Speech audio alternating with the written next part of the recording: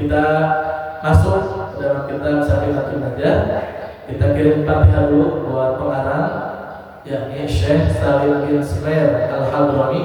Mudah-mudahan ilmunya bermanfaat, terang dalam kuburnya, menjadikan wasilah kita bisa menjadi orang baik di dunia dan di akhirat. Amin ya rabbal alamin.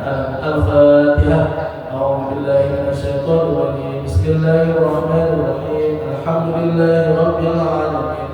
Ar-Rahmanir Rahim. Maliki yaumiddin. Iyyaka na'budu wa iyyaka nasta'in. Ihdinas siratal mustaqim. Siratal ladzina an'amta 'alaihim ghairil maghdubi 'alaihim waladdallin.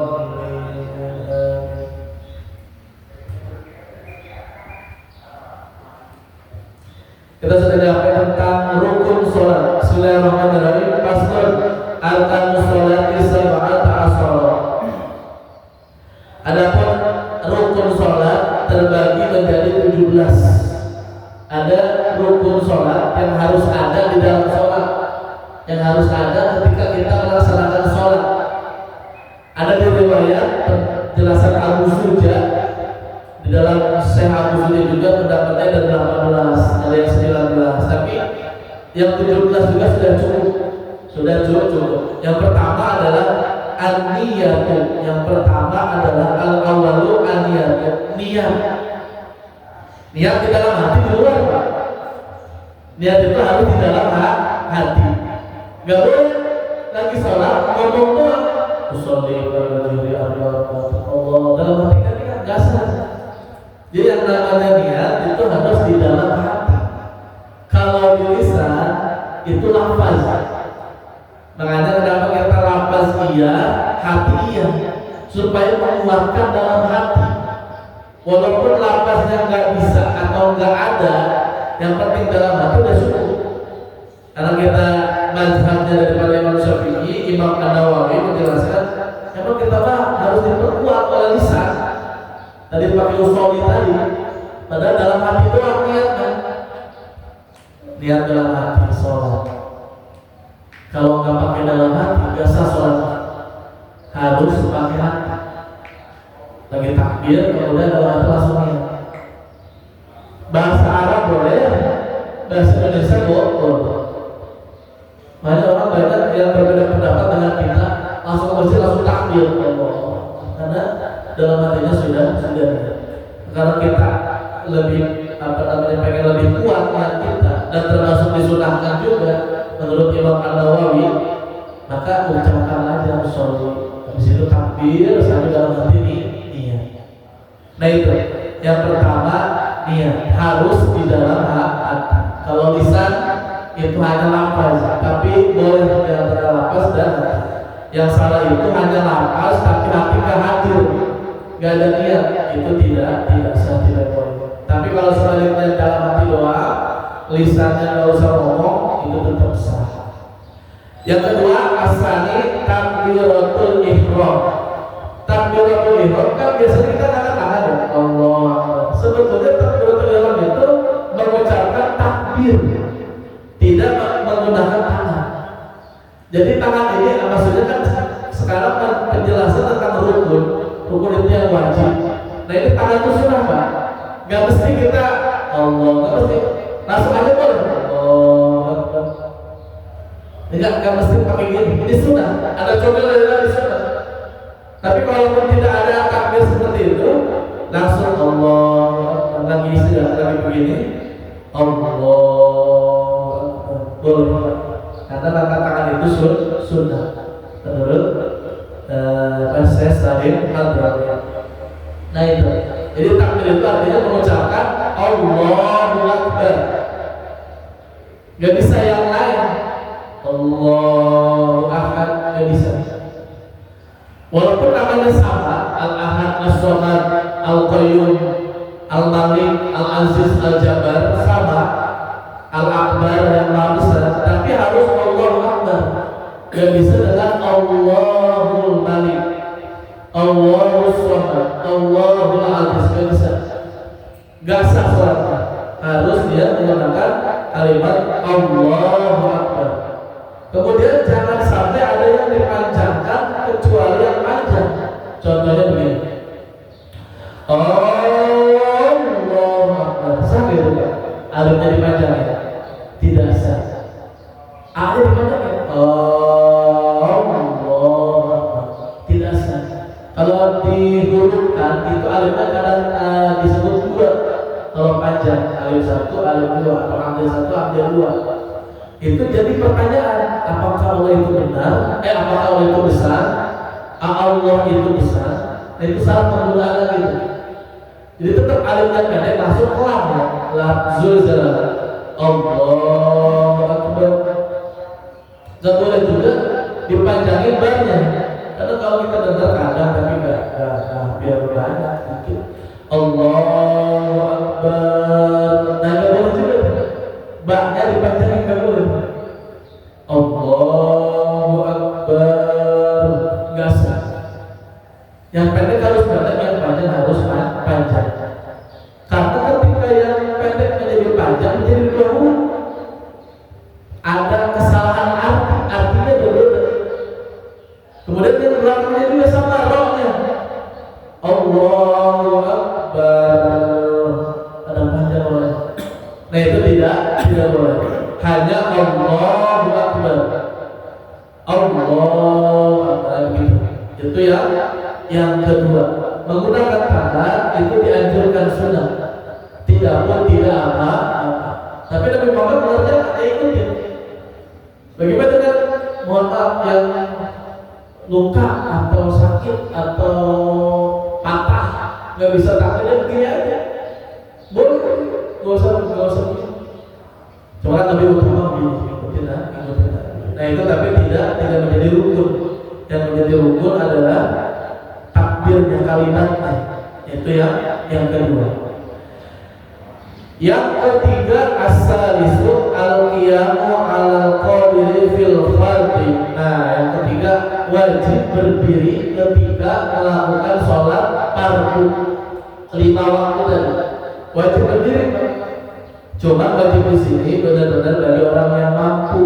Kalau nenek kakek kita udah tua, gemeteran sholatnya duduk aja. Bagi yang mampu, pasti ada nenek kakek kita gemeteran, duduk juga kelamaan, lalu juga yang wajib-wajibnya saja sekali basuh. Kalau misalkan tidak ada sama nenek kakek kita yang masih ada, jadi jangan dipaksain dengan rukun. Kecuali masih segar aja. Kalau ada udur atau ada sakit, gak usah berdiri boleh. Tapi yang udah sehat kayak kita sehat bugar wajib berdiri. Tapi itu di dalam sholat fardu, di dalam sholat wajib. Kalau di sholat zuhur mau qiyamah itu boleh duduk Pak. Kalau sholat sunnah boleh langsung duduk. Walaupun kita dalam keadaan mampu berdiri lagi sehat. Nah itu kemudahan dari Allah Subhanahu wa taala. Kalau lagi malas berdiri ya udah duduk di antara dua sujud atau duduk seperti tahiyat. Kalau sholat sunnah boleh. Walaupun kita sehat, tapi kalau sholat fardu alal qiyami fil fardhi wajib dia berdiri. Tetap dengan catatan dia sehat juga. Kalau sudah sakit dan kuat boleh duduk atau boleh ya kayak tahiyat gitu. Nah gitu. Itu yang ketiga. Yang keempat qiraatul Fatihah. Nah, rukun sholat ada rukun sholat qauli.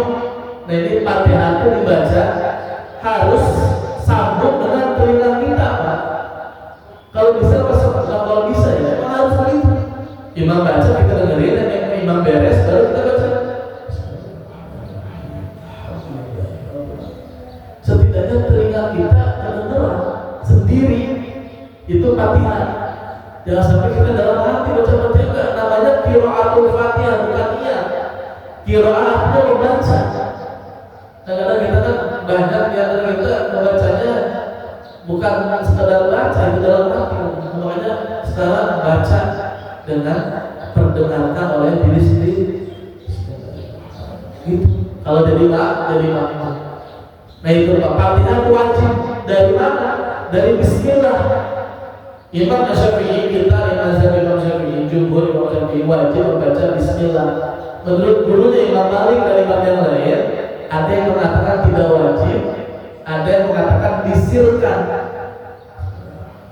Alhamdulillahirabbil alamin. Bismillahnya disembunyikan atau disirkan. Tapi Imam Syafi'i, kita nih mazhab Indonesia kebanyakan harus melafalkan bismillah, jangan disirkan. Ada orang belum peka atau belum nyadar kalau ada tamu dari luar ke kita jadi imam harus dibaca bismillah lagi. Fatihah doang, tapi kalau ayatnya yang lain misalkan waladdallin, nah ayatnya lain pakai Fatihah nggak apa-apa, langsung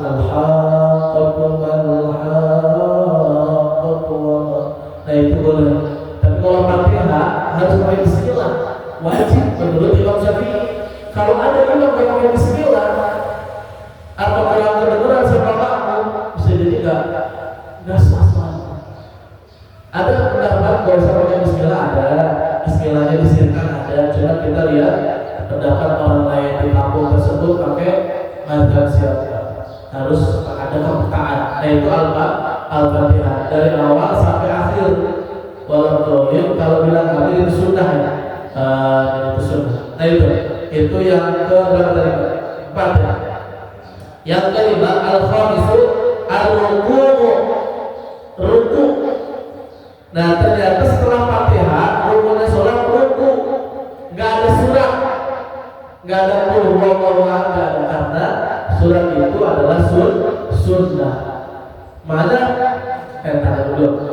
Makanya kalau kita lagi buru-buru, lagi keperluan banyak buru-buru, ya udah wajibnya Al-Fatihah habis itu langsung ruku. Nah ini sekarang ruku yang kelima ruku. Ruku itu harus sejajar ya, di antara kepala sama badan, pundak ini harus sejajar, diusahakan. Kalau ada barang nempel di atas, itu barangnya nggak goyang. Jadi seakan-akan barangnya gini nih, nggak goyang, lurus. Kelihatan di samping lurus, di depan lurus, jangan ada yang miring. Tapi kalau kita miring ya tidak apa-apa, bagian belum diusahakan, tapi harus diusahakan. Kayak orang tua yang tadi gemeteran lagi sholat baru nyampe setengah badan, susah diturunin lagi ke bawah lagi, takut ada yang bergerak gitu. Maka itu enggak apa-apa. Tapi kita sebagai orang yang sehat harus menurut dengan seperti sejajar. Nah itu yang kelima. Yang keenam yang keenam asal itu yang keenam at-tumaninatu fihi. Nah ketika kita ruku ada tumaninah.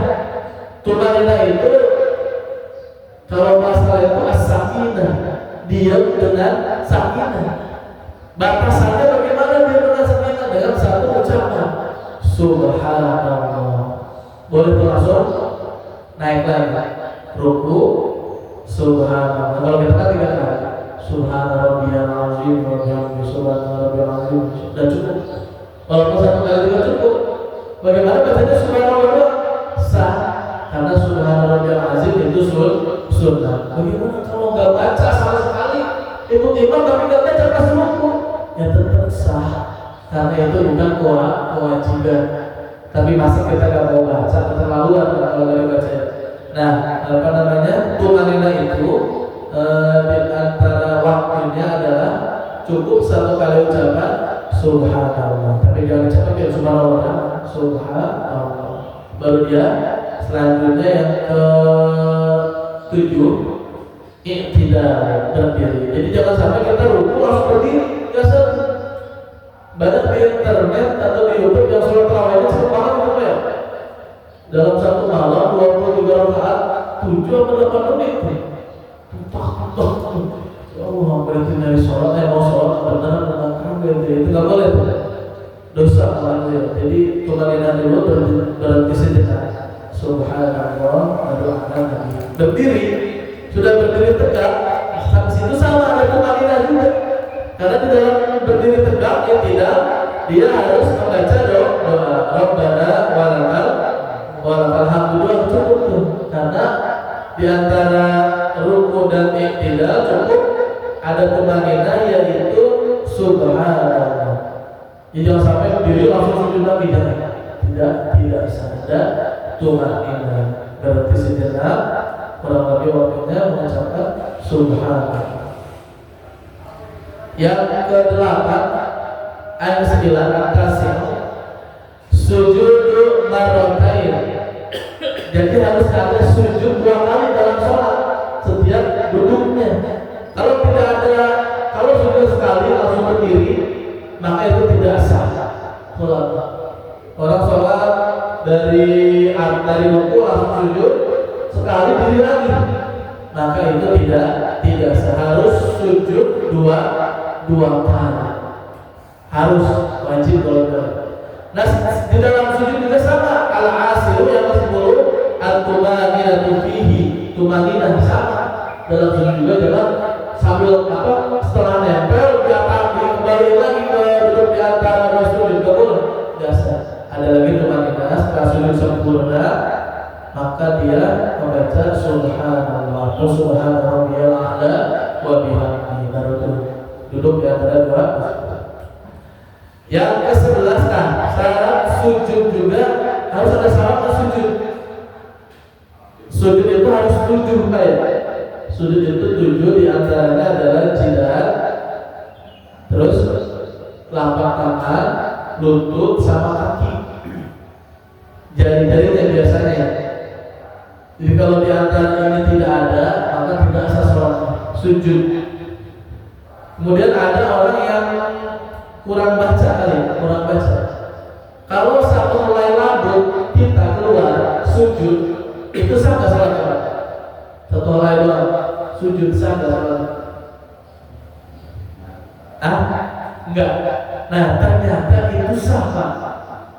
Nah, kalau dibaca lagi, yang dimaksud nggak sah itu satu helai bagi wanita. Kalau bagi laki-laki itu sah. Kalau bagi wanita tidak sah. Kenapa? Karena ia termasuk aurat. Ulang lagi sholatnya.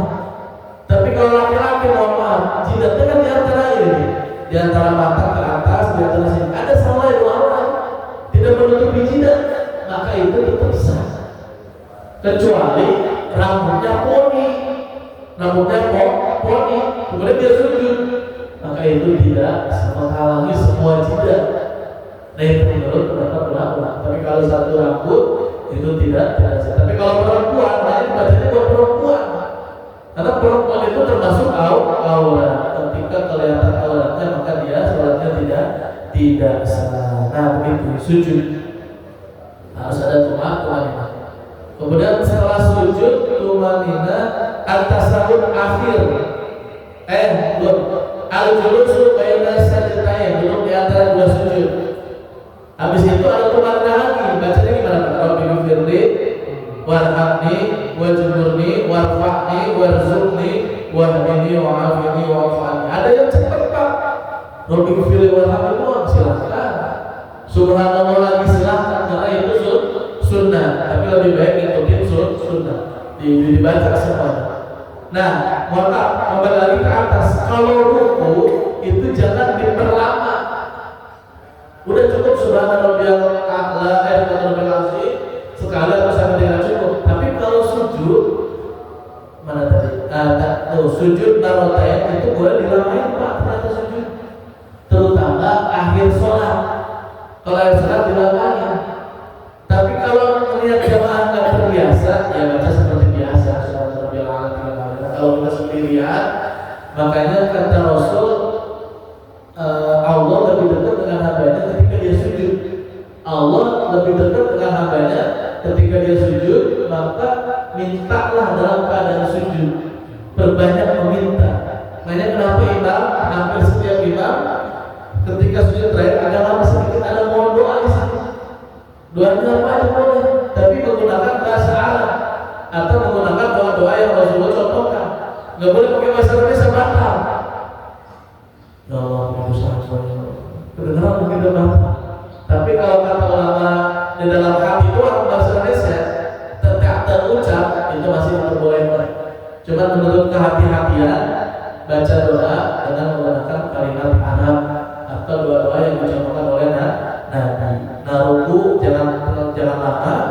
Kalau sujud akhir maka itu dilamain kalau kebiasaan lama. Tapi kalau jamaah nggak kuat kita seperti biasa aja normalnya. Tapi kalau sendirian Pak perlama, karena Allah senang cinta pada orang yang sedang sujud banyak mohon pada Allah Subhanahu wa Ta'ala. Nah, ketika duduk di antara dua sujud ada tumaninah, jangan sampai duduk langsung sujud lagi.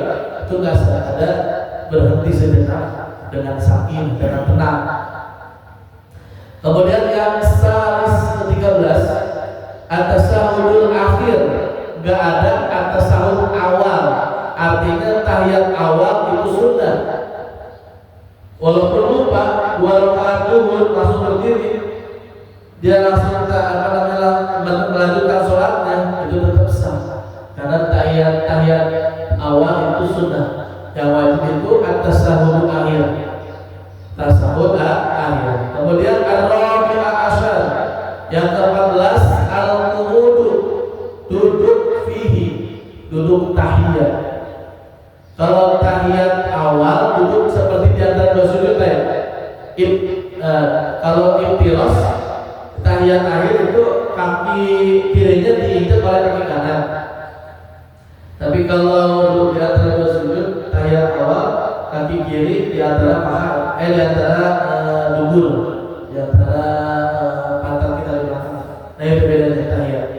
Kalau tahiyat awal itu sunnah, kalau tahiyat akhir itu wajib. Al-qu'udu, duduk di antara tahiyat ini. Jadi artinya tahiyat itu dengan duduk, tidak boleh dengan berdiri, apalagi dengan jalan.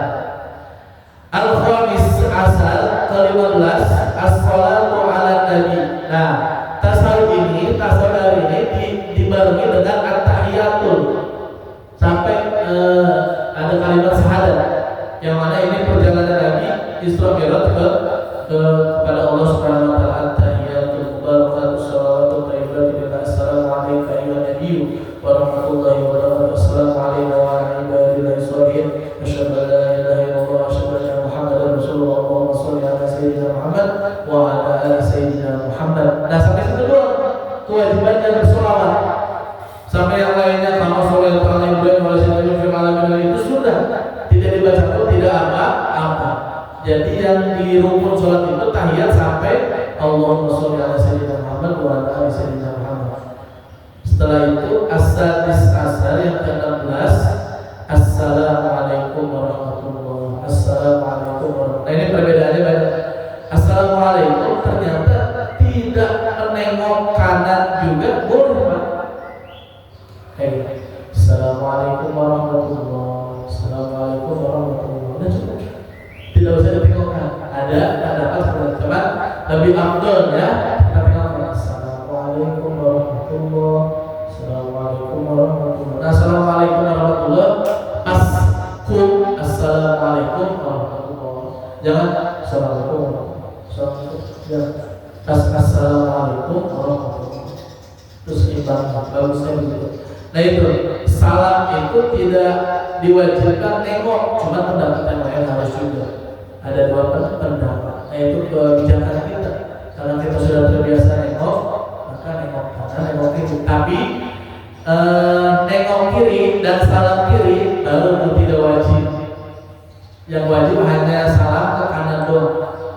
Yang ke kiri itu tidak wajib atau tidak termasuk rukun. Soalnya di sini dijelaskan as-sadis asar yang ke-16 adalah salam ke kanan dan salam kiri tidak disebutkan. Artinya itu sunnah. Yang terakhir adalah as-sabi asar yang ke-17 at-tartib, berurutan dari awal sampai akhir. Misalkan habis niat, habis takbir niat, baca surah dulu baru Fatihah, sah enggak? Enggak sah, harus berurutan. Fatihah, ruku, masa sholat sujud dulu baru ruku, itu enggak sah. Makanya harus berurutan tartib. Itu 17 rukun sholat yang harus ada di dalam sholat ketika kita mengerjakan sholat.